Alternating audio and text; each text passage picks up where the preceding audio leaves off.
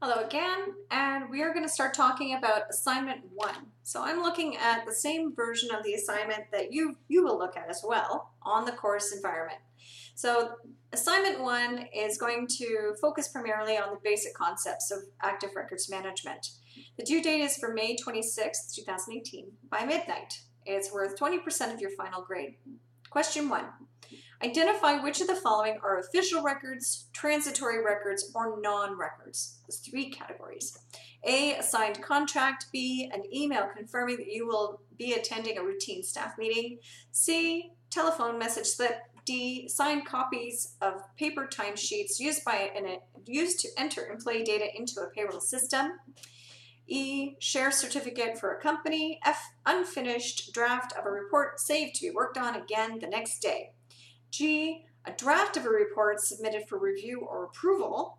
And H, a box of unused or blank forms. This is out of 8. There are 8 options.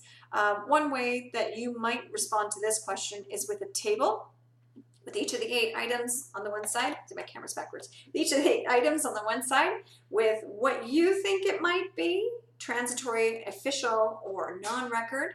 And then what is your rationale?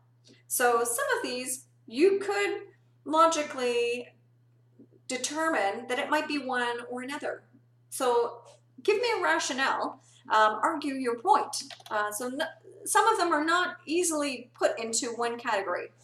Some are, not all of them.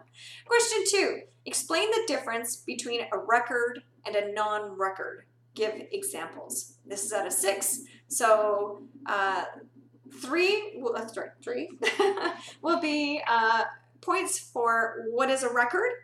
Consider specifically in terms of format and function, right? You'll consider it in both responses. So a record, there's official records, there are transitory records. Are they the same thing? Are they different? You need to provide that definition.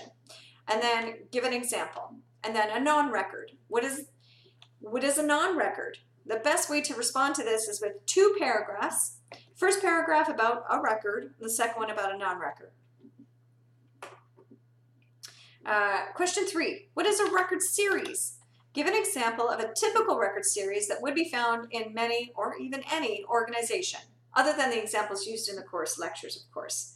This is worth 6 points. So you're going to find 3 points are going to be in your description of a record series.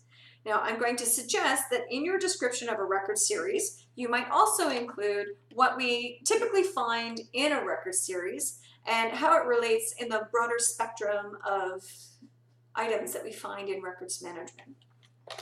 And then your example are those that we typically find in an organization. So every organization has property, has human resources, has financial management requirements. So what records do we commonly find in those particular functional areas?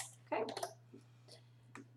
Question 4 is your scenario. So each of your assignments are going to have either a case study or a scenario, and this one is for first assignment. So you have been hired on contract with a charity organization that has never had a records manager on staff. This is based on experience I've had. Your first task is to create a retention schedule. What retention schedule type will you use? Organizational or function-based? Why? Why did you choose the one you're choosing? In your discussion, include any references to operational or legislative requirements as appropriate. Provide examples of 5 record types, 5 kinds of records, of what the record series would look like in your retention schedule. So your record series could relate either to function or to organizational structure, depending on the one that you choose. The organization I've given you is just this charity organization, so have a little fun with that scenario. I don't know, a kitten rescuing operation. It's up to you. It's up to you.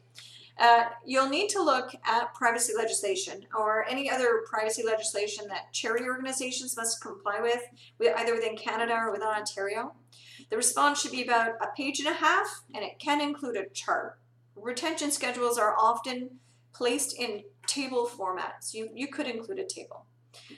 This is worth 20 points.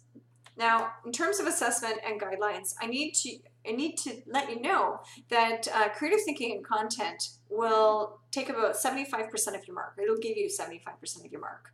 But you'll be evaluated on the ability to assess the information that's needed, make accurate observations, assemble and organize the information so that it's in logical sequence, evaluate information in terms of relevance, so taking what we've got from the lecture and putting it into a coherent way, expressing clear understanding of terms and principles from lectures 1 and 2, and making appropriate applications of those principles. Now, communication skills will comprise about 25% of your mark. So this includes how you organize your ideas, the clear, understandable, and professional presentation of ideas and observations, grammar, word choice, punctuation, and spelling. So how we communicate as professionals has a significant impact on how seriously we're taken within the workforce and the profile that's often given to our functions within organizations. And in records management, the more clearly we're able to communicate the requirements and the purpose for our role, the better impact we'll have on an organization. So if you have any questions about the assignments, please let me know. You have email, you have the discussion board, and of course we have chat. We'll have a chat before each of the 3 assignments is due, so that'll give you an opportunity to ask questions or to ask for any clarification that you might need. But don't hesitate to get in touch with me, and I'll be happy to talk with you about the assignments. Bye.